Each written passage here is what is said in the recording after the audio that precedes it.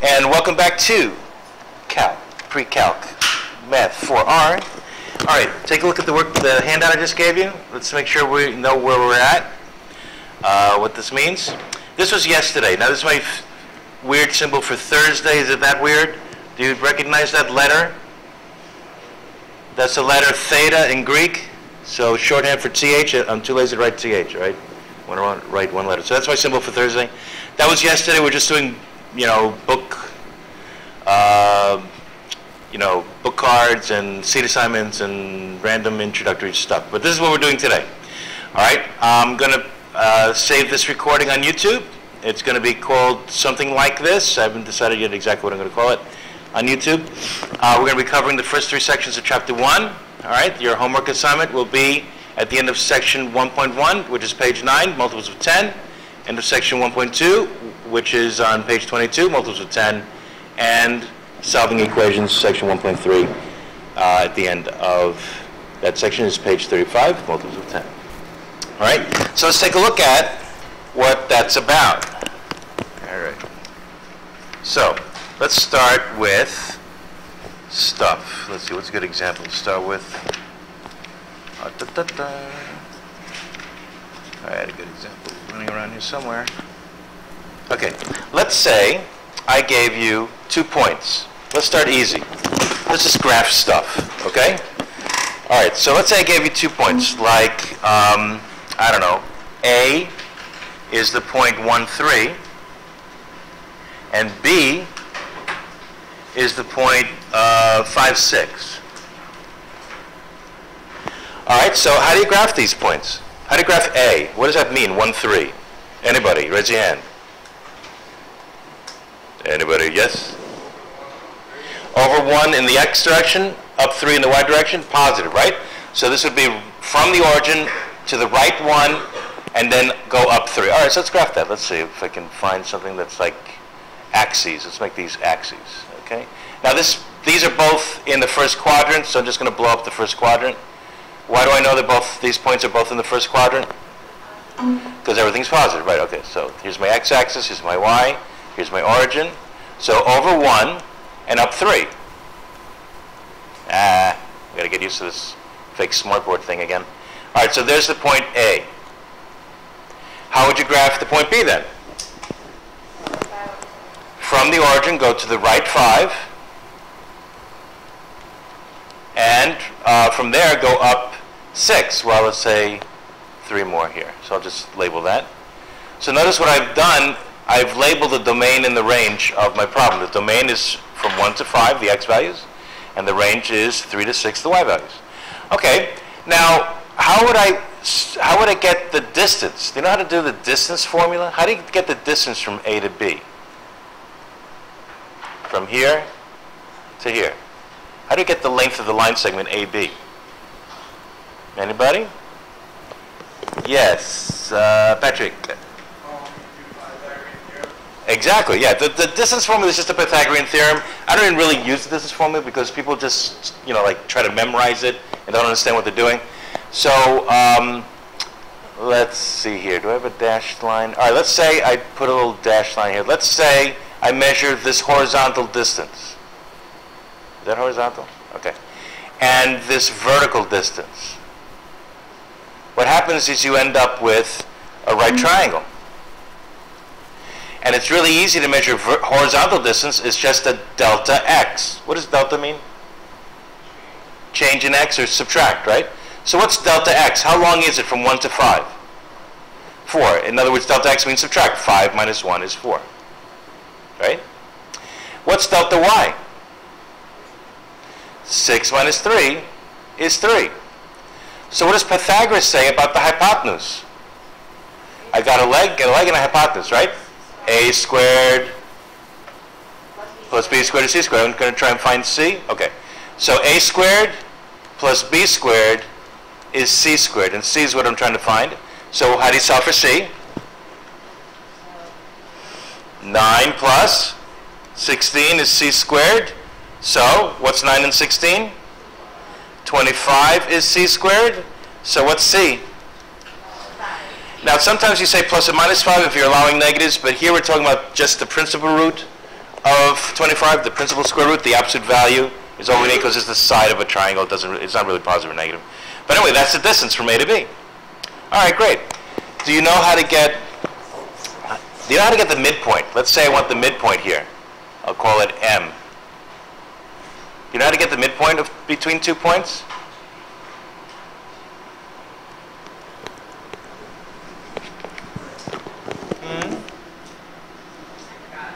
Forgot?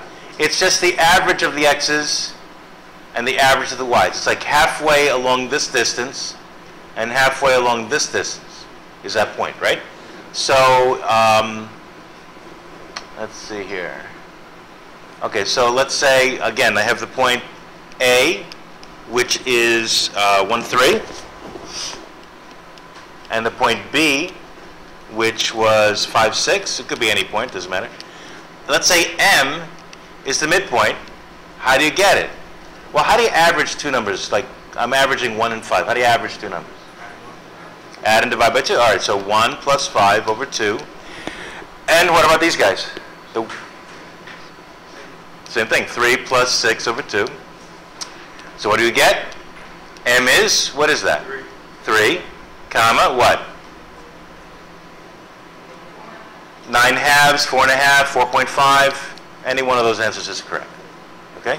So the coordinates of this point are apparently 3 and 4 and a half. I didn't draw it quite to scale. Not too good at drawing here, I guess, but there you go. All right, so you know the distance formula? It's just Pythagoras. You know the midpoint formula, it's just averaging. Okay? How about slope? What if I wanted the slope from A to B?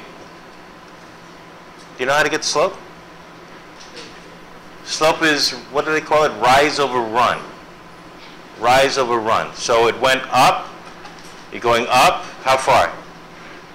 From A to B, you're going up 3 and over 4. It's again the delta x and the delta y, but it's delta y on top, okay? So the rise over the run, the delta x over the delta y, the slope is, I said it wrong, delta y over delta x is 3 up 3 over 4. So that's the slope formula. It's delta x, delta y stuff. That's the midpoint formula. It's averaging the x's, averaging the y's. That's the distance formula. It's using delta x and delta y in Pythagoras. Okay, just a quick review of stuff you should know. Let's see. How would you graph stuff? Oh, okay. I'm sorry. What's your name again? Oh, Osha, okay. Okay, gotcha. Alrighty.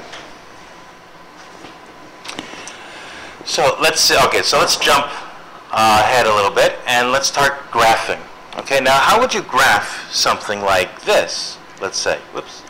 Let's say, oh, I don't know, 2y plus x plus 3x minus 5 equals 4. How do you graph that? By the way, do you have any idea what it'll look like the shape of it?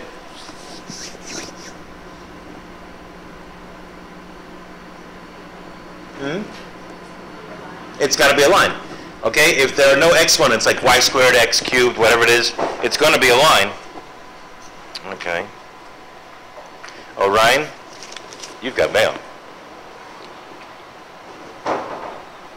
Ta-da. Okay?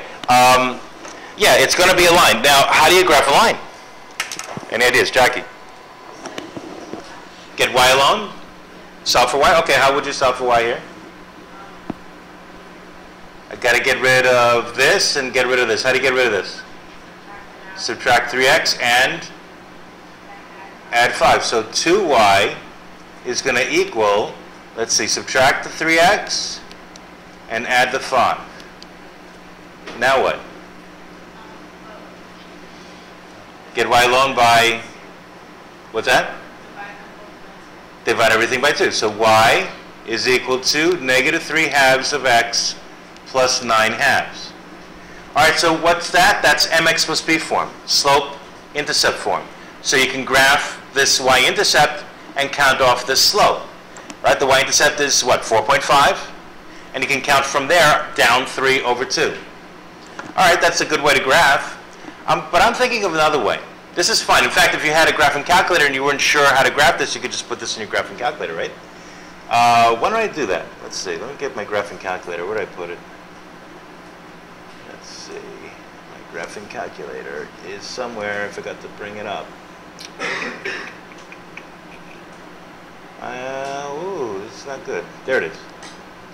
Okay. All right, so I'll bring up a TID3. Come on, load. Load. There it is. All right, this is an 89. I got to switch. Let me switch this. Turn it on. Why is this stuck here? I started it twice, I guess. Okay. All right, let me switch this to a TID3 plus. How about that? Okay, so here's our calculator that we're going to be using for the most part. Make this a little bit smaller so it fits on the screen. There you go. All right, so let's go into y equals and clear out stuff. You should follow along with your own graphing calculator. Got to bring it every day. So just type it in. Negative 3x divided by 2 plus 9 divided by 2 and enter. And I like to start with zoom 4. Does it look right? Does it look like it might have a 4.5 for a y-intercept? Does it look like it's going down 3 over 2, maybe? Possibly. This is not what I would call a complete graph because I don't see all the intercepts. I should see all the intercepts and any special behavior, like where it's increasing, decreasing, that kind of stuff, mins and maxes. I don't see this y-intercept, so I could switch this up a little bit. I could change the window by, let's see, I want to move it up a little bit to include 4.5. So how about if I slide this up 2? All right, so let's go to window, and I'm going to add 2 to my y-min, just shifting up the window. And I'm going to add 2 to my y-max. So the same sized window, but I shifted the axes down. And there's a complete graph, okay? It goes through 4.5, and it goes through, what point is that? What's the x-intercept? Is it 3? How do you know for sure? Maybe it's close to 3. Maybe it's not exactly 3. Well, let's look at this another way. Take a look at the same equation, okay, which was, let's see, 2y plus 3x minus 5 equals 0. Even before you got y alone, you could actually get the x and y intercepts here. Because if you look at the graph again, what's special about a y-intercept? Do you know anything about the x value there? It's 0. What's special about an x-intercept? Y is 0. So you could calculate the x and y intercepts by plugging in zeros. All right, let's do that. Let's say if I want the x-intercept, I'm going to plug in y equals 0, right? So let's plug in y equals 0 and solve for x. All right, so what's 2 times 0? 0. So now I have 3x minus 5 equals 4. How do you solve for x then? Add 5, so 3x is 9, and divide by 3, and you get 3. So when y was 0, x was 3. That's the x-intercept. How would you get the y-intercept? Let's see, y, what was it again? Plus 3x minus 5 equals 4. Plug in what for the y-intercept? X equals 0. All right, so 2y plus 3 times 0 minus 5 equals 4. And so this is 0, so you get 2y minus 5 is 4. Now what? Add the 5. 2y is 9, and y is 9 halves, or 4 and a half, or 4.5, any which way you want to write it. Those are all considered simplest form. That's all I need. And so when x is 0, y is 9 halves. And that's exactly what the graph said. That's 4.5, 9 halves, and that's 3. There it is, perfect. So do you have to get it into y equals mx plus b form to graph it? No, you could have gotten the y-intercept, plotted it. You could have gotten the x-intercept, plotted it, and since you know this is just a line, just connect the dots and you're done. That's another convenient way of graphing a straight line. Well, they're all straight, graphing a line. You don't have to be an MX plus B form necessarily, okay? All right, any questions how you graph by hand or graph by calculator? Let's try some more of those. Okay, and that would be Josh, came in late? Okay. All right, good. Okay, let's see another equation. How would you graph this one? Let's see. I'm going to give you 6x squared plus 3y equals 36. Now, is that a line? No. That would be, any idea? What kind of shape you get? A parabola. A circle would have both squared. Someone said circle, who said circle? Right? That would be, there would have to be an x squared and a y squared to get a circle in there. And then you're not even assured that it's a circle. It might be an ellipse or a hyperbola, but whatever. We'll get to that. But if only one of those parameters, x or y, is squared, it's some kind of a parabola. Now, which kind of parabola is it? Is it open up, open down, open left, open right? Open up, right? Okay. If the x is a square term, it's up or down, and if the coefficient in front of the x term is positive, it's opening up, not down. Are you sure about that? I'm not sure about that unless I get y alone. How do you get y alone here? Oh, go ahead. You'll find out, I guess. I haven't used it yet. How would you get y alone in this case? Divide by 3? Yeah, not yet. Yeah, eventually. I'm going to move what first? Yeah, I mean, you could divide by 3, because 3 goes evenly, but that's not always going to be the case. All right, so 3y is going to be negative 6x squared plus 36. Okay, then what? Divide by 3. All right, so y is going to be what? Negative 2x squared plus 3 into 36 is 12. All right, so were you correct? Is it opening up? We said up or down because it's x squared, but is it up or down? It's down, right? A smiley face, frowny face, whatever they used to call it last year, okay? So let's confirm that. If you're not sure, you can always use the calculator. Let's go to the calculator. I'm graphing y equals negative 2x squared plus 12. Okay, let's do that. Let's get back to the calculator. Oh, I thought you were printing from another room. This is a Linux lab. This is not a Windows lab. Yeah. No. Yeah, just leave it. It's fine. Yeah. Okay, so let's go back into y equals. And I don't really need y1 anymore, so I'll clear it. And I'll reuse it. I'll make it a negative 2x squared. I like to use the caret key. You don't have to. You can use the square key. Plus 12. Enter. And just hit graph. Well, I'll go back to zoom 4. And it looks like a frown, doesn't it? It looks like there's going to be a y-intercept that's the max all the way up top. That's not a complete window, though, because I don't see all the intercepts. How do you get the y-intercept again? Well, yeah, in the graph window, yeah, you could move things around. But say I don't know how high to go. Can I figure out here what the y-intercept is? Plug in x equals 0, right? And solve for y. All right, so what's y if x is 0? It's simply 12. By the way, what if I plugged in y equals 0? And try to find the x-intercept?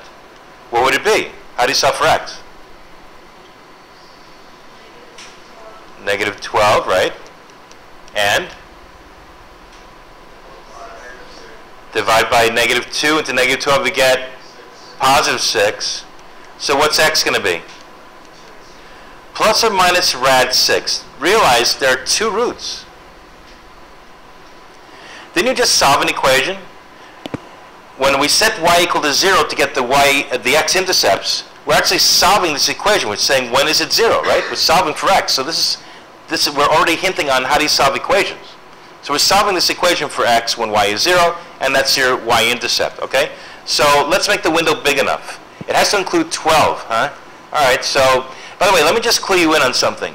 This window, zoom 4, I like to use zoom 4 and multiples of zoom 4 because that gives me what's known as a friendly window. When you trace it, you know what you're going to get in x. It's point by point 1 by point 1 by point 1, okay? Y has to do with whatever you put into Y1, so that's not predictable. That's why you need a calculator, right? But the X's are easy and nice and predictable, and you can copy them down on paper, make a table or something, whatever. So Zoom 4 is nice because the X values are nicely behaved, right? When you trace. It's also a square window. Do you know what that is? Any idea? No? A square window on your graphing calculator is one such that a circle looks like a circle. Like if you don't have a correct window and you're trying to graph a circle, it may look like squashed. Ever have that happen? You've played with graphing calculators before, right? And so it sort of stretches out the graph and it doesn't really look the way it should. Yeah, that's not a square window, okay? This is a square window. So if I graph the circle, it looks like a circle. If I graph an ellipse, it looks like an ellipse. If I graph a line with a slope of 1, it looks like a line with a slope of 1. Up 1, over 1, up 1, over 1. If you don't have a nice window like that, it's not going to look right. Now, is it always required to have a friendly or a square window? No, but I find it helpful. All right, so I'm going to make it unsquare. I'm going to include the y-intercept by simply changing the y-max to include something bigger than 12. I don't know, 20. Now, look what I did. I squashed it. So it doesn't look like it's going as high as it was, but at least you can find the y-intercept on here and the x-intercepts here. If you go to trace, it goes right to the center of the screen. That's the y-intercept in this case. Okay? And what about this x-intercept? Is that what we said it would be? We said it would be rad 6, right? Is that rad 6? How do you find out? How do you solve this equation for y equals 0 on the graph screen? How do you solve equations on the graph screen for y equals 0, in other words, where it hits the x-axis? How do you get that? No one's ever used a graphing calculator before. You could trace, but that's not always going to give you exact results. I would rather do... Okay, and do what? So go to calc. That's what I want to do. I want to go to the calc menu. That would be second trace. And right now I just need a 0, so that's all I need. But what Timothy was saying is, well, we want to know where it hits the y-axis, which is y equals 0. You could graph that and look for an intersect. But I'm just going to look for, you could do that, same thing. But I'm going to do a 0 right now. Hit 2 for 0. And what you do is you get a left bound near the 0, so let's get close to it. All right, so y is positive there. And then after it, where y would be negative. And then you don't have to guess, just hit enter again. And I got 2.449-ish. When you get crazy decimals, like irrational numbers, I usually round off to 3 places unless it makes sense to round off to something else, like dollars and cents or whatever. But I'm going to say this answer is about 2.449. Is that rad 6? Notice the TI-83 doesn't give you exact results. It doesn't say rad 6. If you use the TI-89, for example, it would say rad 6. It does algebra and stuff for you. But let's see, is that what rad 6 is numerically? Second quit, and let's type in rad 6 on the home screen and see what it is. 2.449, yeah, it is. What if you go back to the graph and find the other root? Okay, second trace is calc, go to 0, and then trace over to the other root. Now I need a left bound. Whoops, what happened there? I need a left bound, so that's when y is negative in this graph, isn't it? So let me go until y is negative. Y is positive, y is positive, y is positive, y is positive, y is positive. All right, it's negative. And then right bound would be after the 0 when y is positive. There's got to be a 0 somewhere in between, so you don't have to guess. And it's negative 2.449. Okay? So if you wanted to write this down approximately, say there was no way to get the exact answer, you're just using the calculator to get an approximation, how would you write it? I would say that x is approximately negative, plus or minus, sorry, 2.499. All right, so I'll round off to 3 places unless it makes sense to do different. And if I'm rounding off, I can't use an equal sign because it's not exactly equal to that. I'm going to use a dot equal sign, which means I round it off. Okay? So that's an exact equals, that's a rounded off equals. Make sure you make that distinction in your work. Okay? So that's the approximate answer, that's the exact answer. Sometimes you can't get an exact answer, you're going to use a calculator and get approximations, then you just state this answer. If you can get an exact answer, I want to see both. So I know the exact answer, so I can use it when I need it, get the exact results whenever I want. But I can also see how big it is. Sometimes it's not obvious what that is. Is it near 2? Is it near 3? Is it near 10? Is it near 20? I don't know. Rad 6? I don't know what the heck it is. Is it near 1? Is it near 0? I don't know. So it's good to see the approximation. So that's your x-intercepts, plus or minus rad 6 comma 0. An intercept is a point, so I should write it as a point, right, when y is 0? And that's your y-intercept, 0, 12. That's also a point. X equals 0, y equals 12. All right, so you're already talking about, not only talking about using the calculator to estimate results, but you're using the calculator to solve equations already. Some equations are really hard to solve by hand. So the calculator is your backup plan. Okay? You can always get some kind of an estimate. All right, let's try that again. What if I wanted to solve some other stuff? Let's find some equations to solve. Let's say I want to solve this equation. Let's see. 3, let's make it easy. An easy one. 3 times x minus 2 is equal to 5 times x minus 1. Now, is this one easy to do by hand, or do you absolutely, positively need the graphing calculator? You can do it by hand. What would you do? Yeah, whoops. This got slippery here. Yeah, that's a 2. So what would you do? Huh? What's distribute, right? Distribute the 3 and you get 3x minus 6 equals, distribute the 5 and you get 5x minus 5. Okay, now what? Get the x's on one side. Okay, which way do you want to do? You want to subtract 3x or you want to subtract 5x? All right, subtract 3x from 5x, you get 2x. Show each step, one step at a time. Don't skip steps, you probably make a mistake. Then what? Get all the numbers on the other side. So add 5, okay, what do you get? Negative 1. And then finally, x equals negative 1/2 or negative 0.5, and that's an exact answer whether you write it as a decimal or not. Either way, right? All right, how would you do this on the calculator? Well, let's use Timothy's idea. I'm going to make this y1, I'm going to make this y2, and do second calc intersect instead of second calc 0. Okay? So let's do that. Let's go back to the calculator, and I don't need that. Go to y equals, and I don't need that. All right, let's make y1 this piece, 3 times x minus 2. I'm pretending that I couldn't do this by hand, so I'm using the calculator instead, right? So just in case you need to use the calculator, here's how you do it. And, whoops, I went too far. And then the other side was 5 times x minus 1. Okay, so 5 times x minus 1, just type it in. And let's say zoom 4 is good for this. If not, I'll just zoom out or something. Where do you think the intersect is? Say you don't know the answer yet. You know the answer, right? But pretend you don't know the answer. Does this give you any idea where it is? Where they're going to meet? Down here somewhere, right? So I gotta get a y-min that's more negative. Okay, go to the window, and I'm going to just go down double this. All right, so how about double this? Let's see if that's good enough. And regraph. So now it's not a square window, but it's still friendly. I didn't change the x's. Almost. I don't quite see it. I got to see it to use second calc intersect. All right, so window, let's double it again. So I'm squishing this window. It's not a square window, but it's still friendly, so it's easy to trace. You might even get the answer from tracing. In this case, the answer you do get from tracing because it's exact. Let's, just for fun, I don't usually do this, but if I trace it as close to the point of intersection, just eyeballing it, it looks good. But how do I know that's the answer, negative 0.5?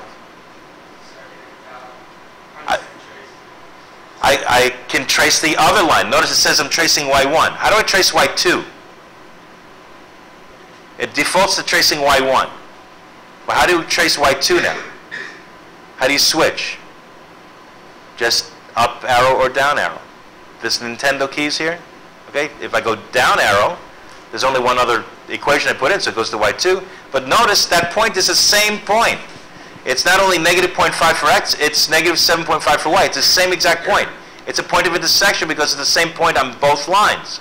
So in this case, trace works. But let's say trace doesn't work. It usually doesn't.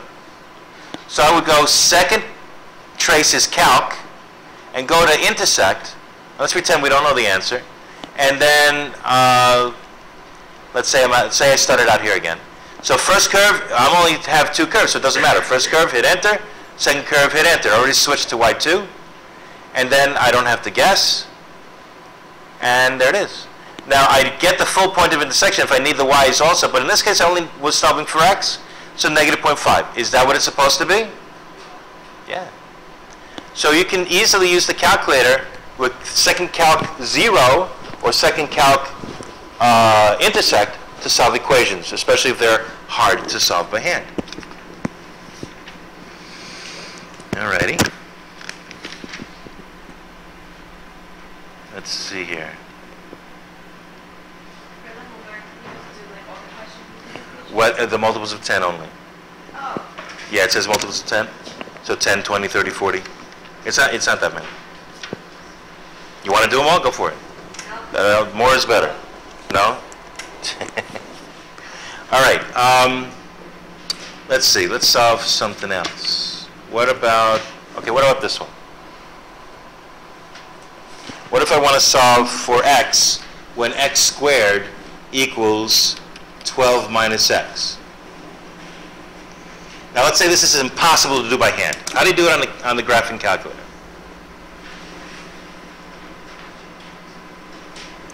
Just like we did a minute ago. What do? Make this y1, make this, and go for it. Do a second calc intersect.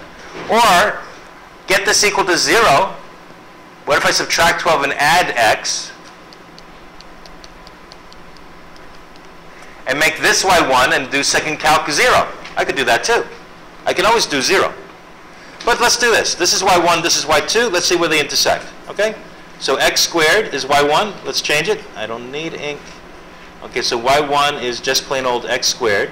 So x, I'll do squared for change. And clear this one, and it's 12 minus x, right? That's what it was. Yeah. All right, let's see if zoom 4 is good enough to see where they intersect. There's the parabola. X squared, you knew, was a parabola. 12 minus x, I don't see it. This is not a good window. This is not a complete window, is it? I should see at least one, probably two points of intersection between a parabola and a line. What kind of line is this? What's the y-intercept? It's 12. And what's the slope?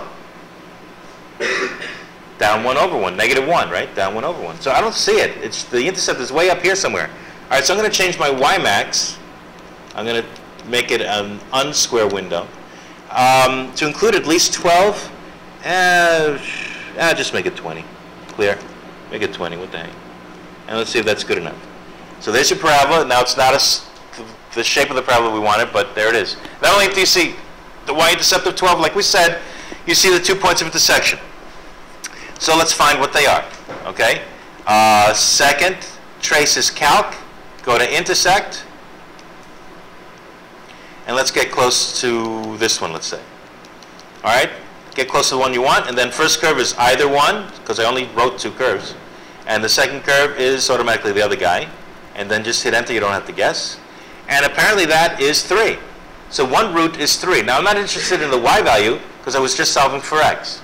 All right, so right now I have that x is a member of the solution set, including 3, and some other number. The other x value was negative, wasn't it? The order doesn't matter when you write a solution set, but what the heck. Let's find the other one. All right, let's trace closer to the other guy. It might be faster if I trace on the line. All right, I think I'm closer to that one, all right? So second trace is calc, choice 5 is intersect, and first curve is either one, second curve is automatically the other one, and don't have to guess, just hit enter third time, and you get negative 4. And you're done. All right, now to show the work for this, you'd have to actually draw the graph and label the points of intersection, okay? But isn't there another way to do this? Could you have done this by factoring? Yeah, you could do this by factoring, couldn't you? What are the factors of x squared plus x minus 12? What multiplies to negative 12 and adds to positive 1? And hint, hint, hint, you already know the answer, so.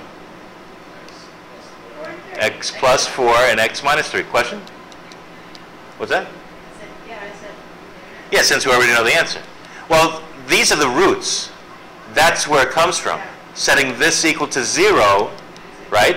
Or setting this equal to 0 changes the sign of this to negative 4 and this to a positive 3. So you could have done this by hand. You didn't need the calculator.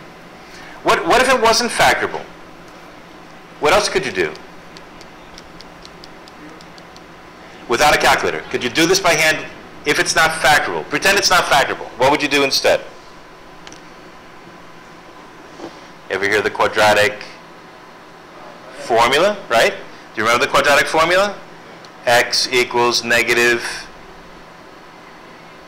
b plus or minus the square root of b squared minus 4 times a times c all over 2 times a.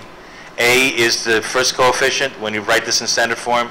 B is the second coefficient, so positive 1, and C is the last coefficient, negative 12. So is this going to work out to the same answer? What was it, negative 4 and positive 3? Let's see. It doesn't look that nice right now, but let's see, negative 1 plus or minus. What's in the radical? What's a negative times a negative? Positive.